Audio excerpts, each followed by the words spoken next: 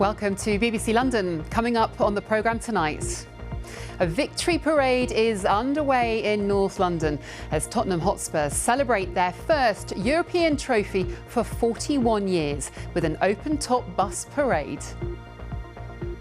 We'll have the latest from the parade as it reaches the club's stadium. Preparations have been underway since this morning and there is a huge party atmosphere as everybody gathers to celebrate. What a backdrop and what a party. At the stadium, the open-top bus parade will celebrate a victory that's been a long time coming for Spurs fans.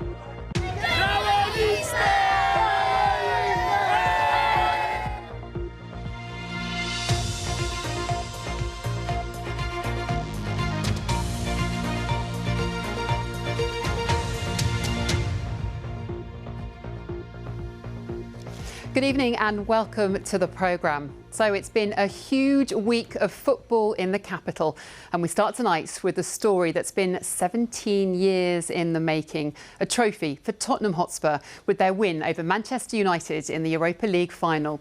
It brought jubilant scenes in both Bilbao, where the match took place, and North London on Wednesday night. Fans have been celebrating across the capital and those celebrations have ramped up today as the team's victory parade is being held in North London this evening. And this is the scene in Tottenham right now.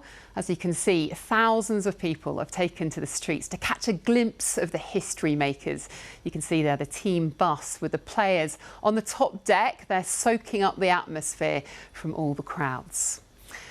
Well, the parade has made its way from Edmonton Green. It's travelled all the way down Tottenham High Road before coming around Spurs Stadium, where the team will lift their newest trophy. It covers a distance of around 2 miles in total. Well, our reporters have spent the day in the surrounding areas as the preparation got underway. And this evening, we're live from the parade. In a moment, we'll hear from Lakshmi Gopal, who is next to the stadium. But first, we can cross to Alice Bandakravi, who is at the Tottenham Community Sports Centre this evening. Alice, over to you. Thank you, Victoria. Well, we are at the heart of the action here, as you say, in front of the Sports Community Centre and just behind the stadium here on Tottenham High Road. Just a few minutes ago, the victory bus passed us by, but all afternoon there have been fans, young and old, streaming into the street. It has been a sea of blue and white, people singing, dancing, chanting, waving flags. And as I say, when the bus passed us just a few minutes ago, it was electric. The flags went up and we saw the players lift up their trophy, and it was something very, very special for the people here. I'm going to go and speak to a family that we've got here, Ronnie, and well, it looks like all your friends and family have come here. All my friends and family, all wearing the white of the Lily Whites. Come on, you mighty Spurs, European champions. What a day. Ronnie, why was it so important for all of you to come here and be part of this victory parade? Because it's our local team. You know, it's our life, you know, Tottenham Hotspurs, and for all generations to like see it, be it, live it. It's been 17 years since our last one, so it's great to have my kids here and all my family here to witness the greatness of the mighty Tottenham Hotspur. And as you say, you've got all generations, lots of young children. It's been a party atmosphere. It's been safe, hasn't it? Oh, it's definitely been safe, you know. It is all about the family. I knew it would be. I've been coming to this stadium for a good 20 years now, a season ticket holder for 20 years. And you were here on Wednesday to see the match? Yes, we were here on Wednesday. Of course we were here on Wednesday watching that match, and yeah, it was just unforgettable, you know. And lastly, how did it feel to see that victory bus and that trophy being lifted? Oh, to see that shiny thing, it meant the world to me. It meant that North London is white, you know. Come on, you Spurs. Ronnie, thank you so much. Enjoy the rest of your day. Well, that victory bus departed from Edmonton Green at about 5 o'clock. It's about 2 miles from here, and our reporter Harry Lowe was there. The double-decker bus, which has got the players on board, has just taken off here from Edmonton Green, and things have reached fever pitch. Thousands of fans flooding around to get a glimpse of their winning players, and possibly the manager at the back, absolutely loved by by the fans here. He's delivered that trophy in his second year, as promised. And the fans, in all honesty, they've been here for hours. We've seen flares, we've seen all manner of different flags. Many of the fans here, of course, in Tottenham Hotspur's traditional strip of blue and white, of course. And it's 41 years, of course, since Spurs won a European trophy.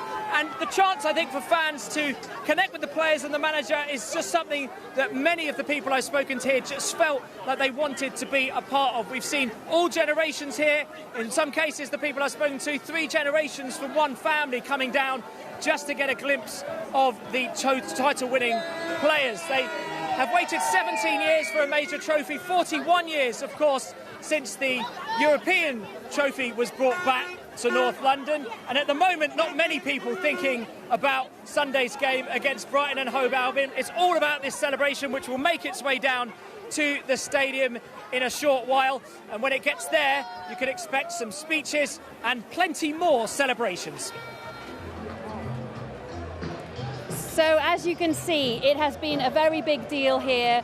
There have been lots of logistics to get through. They haven't had much prep time since that victory in Bilbao on Wednesday. They haven't had much time to organise this victory parade, to batten down the hatches and to organise this massive party. But it is huge. People have been dancing and singing, and the businesses have had to accommodate all that's been happening.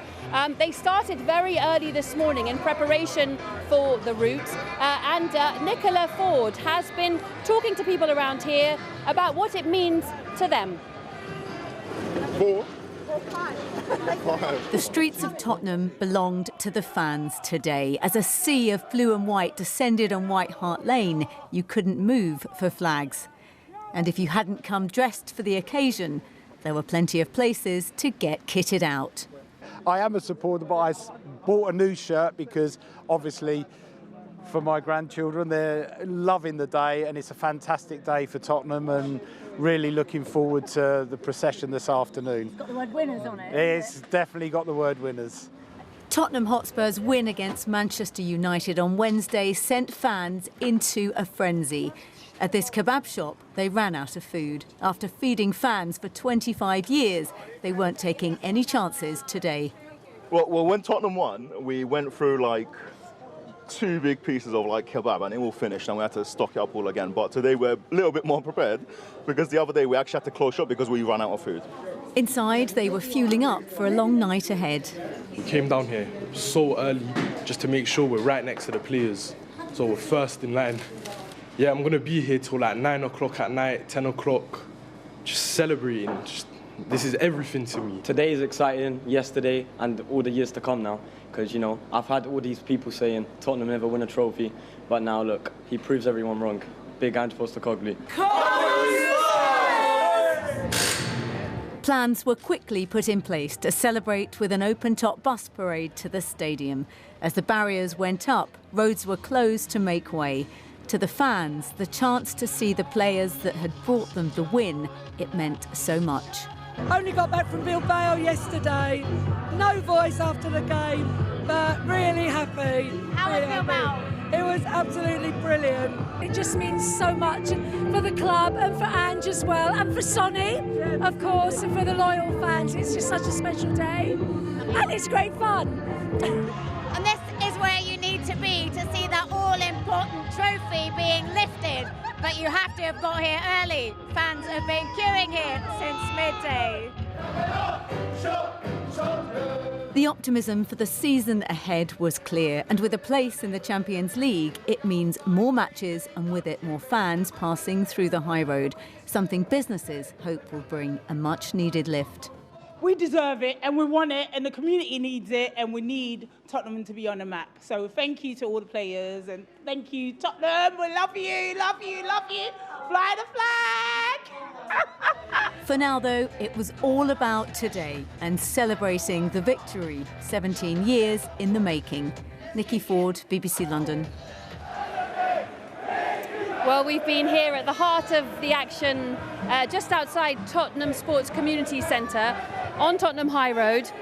very, very close to the stadium, and we've had an amazing view of everything that's been happening. Lots and lots and lots of people have been lining the streets. We saw the bus up close, but somebody else who's had an amazing view is Lakshmi Gopal. So let me hand over to you, Lakshmi. Alice, yes, you say you were at the heart of the action. This is the heart of the party. What a backdrop. And here outside the stadium is where throngs of fans have been gathered, and it is still a party atmosphere. An absolute carnival here with music and dancing, and across, as far as my eye can see, either way, there are fans lining the streets well into the distance, and actually above street level on the balconies and the rooftops around me, there are fans hanging over the balconies, waving flags. It's a sea of white and blue and flags, and this is how it has been for hours. And the party actually began before fans got here. When I was on the tube on the way here, the carriage was full of Spurs fans cheering and chanting together. And it's fans of all ages. I've seen a real multi-generational celebration here. There are lots of children on their parents' shoulders, if I look over the balcony, who are there with a good vantage point to see the action.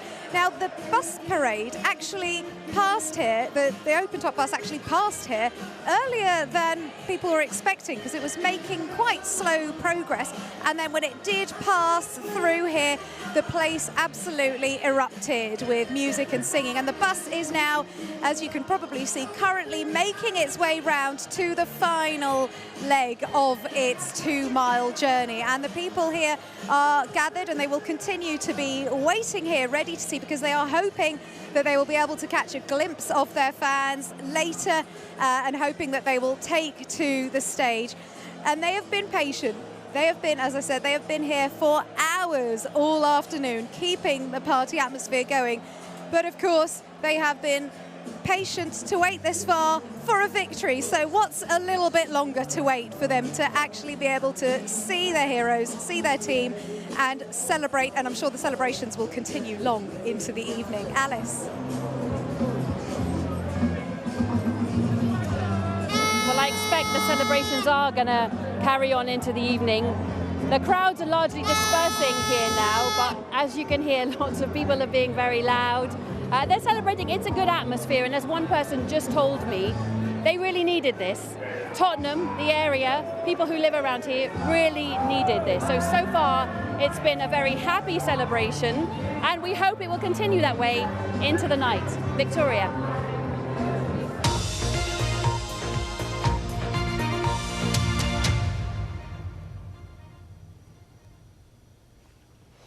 We're back in North London a little bit later in the programme, but some other news now. And a survivor of sexual abuse has told BBC London how empowering it felt to be able to read the words of the judge who jailed her attacker. Victims can face charges of thousands of pounds for court transcripts, but campaigners have been arguing they should be available for free. And yesterday there was some good news for them, as our Home Affairs correspondent Sonia Jessup explains.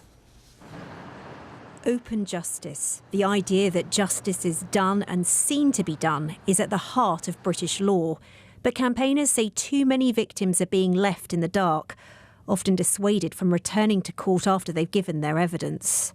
An entire trial is about you, about the worst times of your life, about the most personal times of your life, but you have no idea what they've said. It feels kind of degrading, it feels scary. There's people in the gallery, people in the room, but you have no idea what's being said. After my trial, I was Charlotte has been campaigning for victims to be able to get hold of court transcripts for free.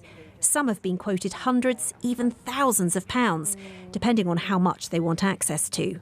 Last spring, a government pilot scheme allowed victims of sex offences to apply for the judge's sentencing remarks for free. Charlotte says so far, it's helped hundreds of people. One woman said they were like a bundle of joy. They were able to read them every night when they felt not believed, or when they felt that they were over-exaggerating, or, you know, it didn't actually happen to them. One survivor of sexual abuse told me, the judge's words were so empowering, so validating. She knew what I had suffered. People say you're brave, but they say it in a flippant way. To hear a high-up judge say I was brave was hugely comforting for me. Yesterday, the government said the pilot will be made permanent. Campaigners are delighted and say it should go further. It's only for rape and sexual offence victims, but we hear from victims of all crime types, especially those with real vulnerability around domestic abuse, around stalking, hate crime, for example. She also wants the judges' summing up of the case provided for free in cases where the defendant is acquitted of the crime. That's why Charlotte started campaigning. A man she'd accused of coercive control was found not guilty. She says she was advised not to go back to court after giving evidence, so she didn't hear the rest of the trial. I only got snippets from people who sat in the gallery, and I just couldn't move on because I wanted to know how this had happened, but the only way to find out was to be able to get a transcript. Announcing the plans yesterday, Justice Secretary Shabana Mahmood said the government would examine whether it needed to do more to publicise the scheme. If you want to start healing, if you want to start moving on, if you want to understand what was said, you need your transcripts. She's hoping in future many more people can be helped. Sonia Jessup, BBC London. Some other news in brief now. And 2 teenage boys have pleaded guilty to the murder of a 14-year-old schoolboy in Woolwich earlier this year. Kalyan Bokassa was stabbed to death on board a bus in Woolwich in January. The 2 boys, both aged 16, who can't be named for legal reasons, appeared at the Old Bailey. They'll be sentenced in July.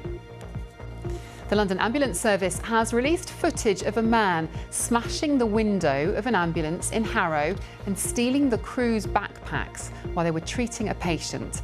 The theft at Sandridge Close on May the 6th was captured on CCTV, and the Ambulance Service's chief executive has described it as appalling.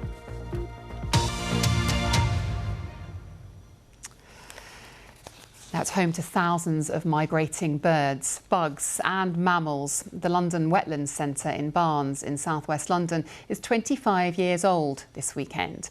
When it opened, it was the largest man-made wetlands in any capital city in the world. Sir David Attenborough has described it as a huge success for nature and education. Our environment correspondent Tom Edwards reports. A calm oasis of nature right in the heart of the capital. This is the London Wetland Centre, a home to thousands of birds, bugs and mammals, and it's now celebrating its 25th year. Back then, did you think it was going to turn into something like this?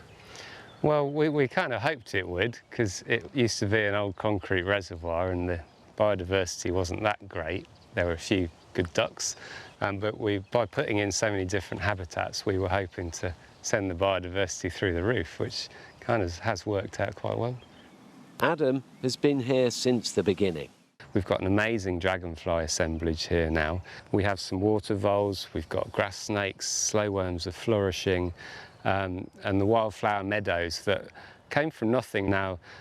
Many of them are species rich, they'd be classified as that, and that's amazing for all our insects. We're hoping that's really going to help insect populations.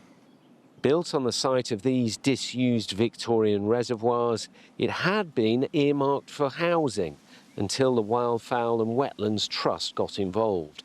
250 homes were eventually part of the development. It was opened after 5 years of construction in the year 2000 by a rather well-known local broadcaster and conservationist.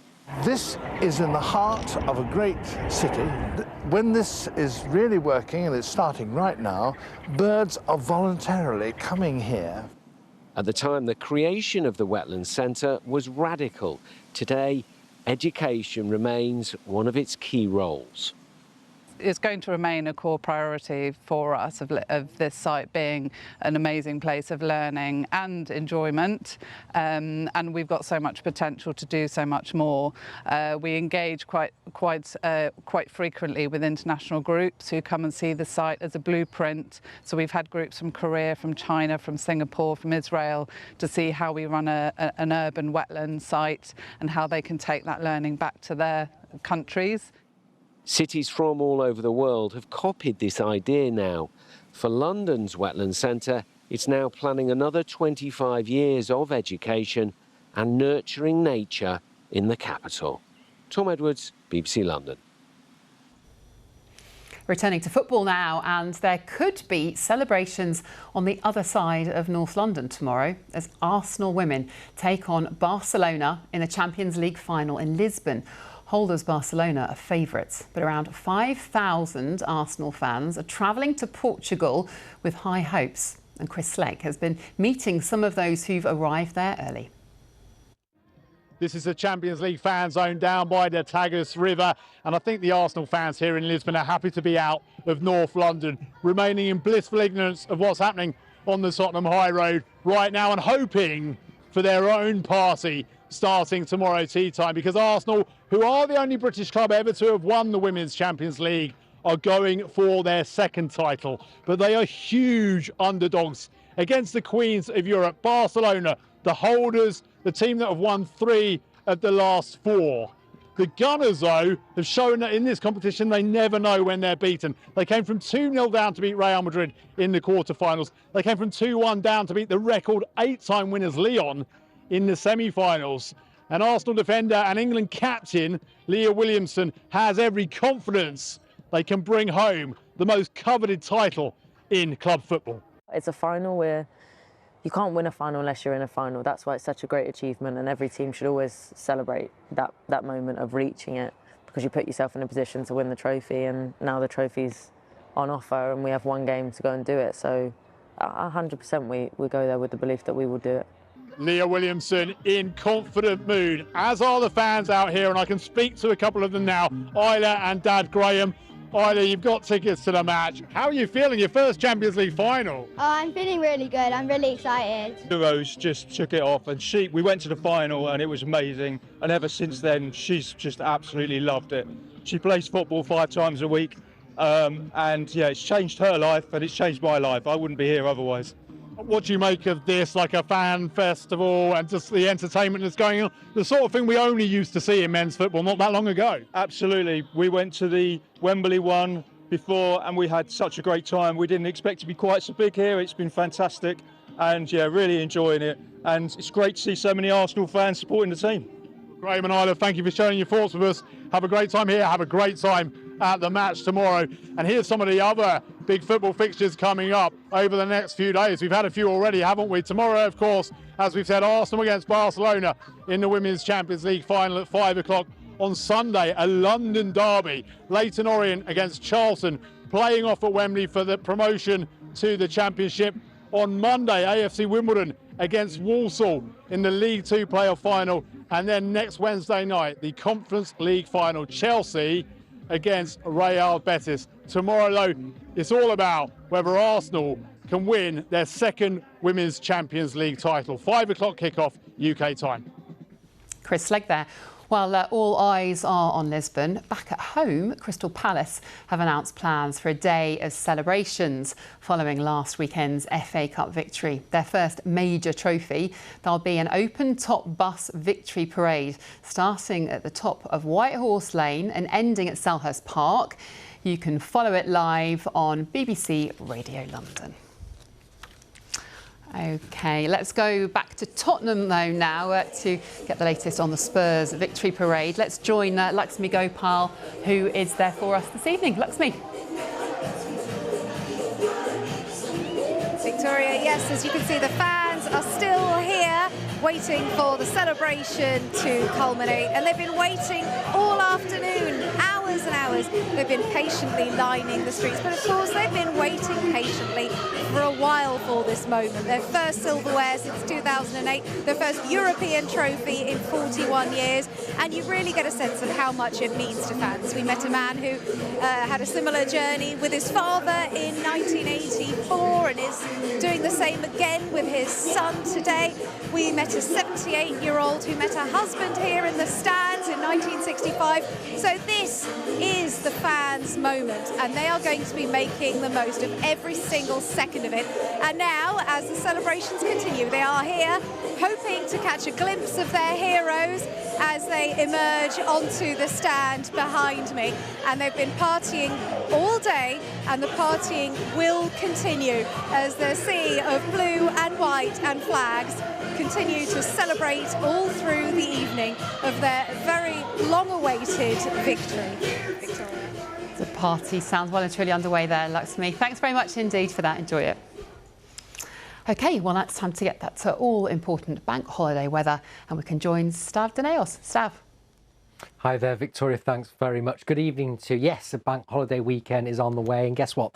The weather is changing, so our prolonged spring drought is coming to an end. Yes, we have had a few scattered thunderstorms around recently, but it will be turning significantly unsettled compared to what we've had of late. Some very much needed rain, though, for our gardens and also for farmers' crops. So the rain will pile in as we head through the early hours of tonight. Some of it could be quite heavy, as you can see the livid colours there, and it'll also turn a little bit breezy as well. But with all the rain, the cloud, the breeze tonight is going to be a lot milder than it's been the last few nights. We're in double figures across the board, even for the home counties, but no lower than around 11 or 12 across the capital.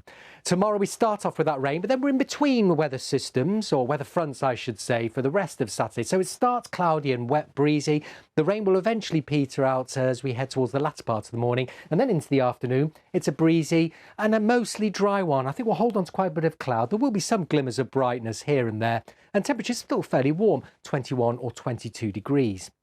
And then Saturday night, the next front arrives. That'll bring another bout of showery rain to our patch. There might not be that much on it, but it hurtles through quite quickly. So by Sunday morning, it should be out of the way. So we will start off mostly dry again, quite mild to start a Sunday. However, temperatures will start to drop through Sunday. We'll see scattered blustery showers move through, followed by some sunny spells. The wind's picking up all the while from the west. So I think for most of us, we'll be in the high teens, rather low 20s for Sunday afternoon. But if you have outdoor plans, it doesn't look too bad Sunday with some sunshine around. Lots of isobars on the charts as we head into Bank Holiday Monday as well. And we hold on to these weather fronts hurtling in off the Atlantic. So there will be showers or longer spells of rain at times, certainly into the first half of next week. But there's just hints high pressure might build back in by the end of next week. So it should turn sunnier and warmer once again. Victoria.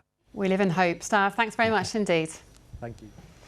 OK, that's just about it from me. But if you want to catch up on the minute-by-minute progress of Spurs' victory parade that made its way through North London, we've got a live news page on BBC London's website. That's bbc.co.uk/London. I'll be here later, though, with our 10:30 programme. But for now, from all of us here on the team, whatever you're doing, enjoy your evening. Bye-bye.